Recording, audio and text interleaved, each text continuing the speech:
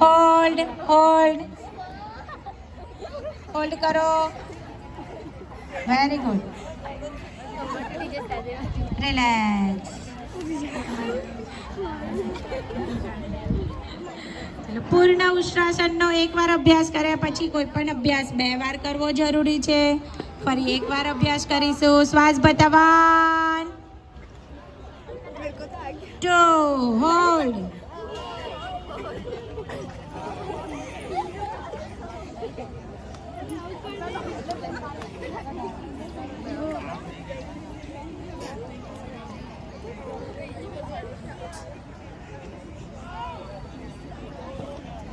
Relax.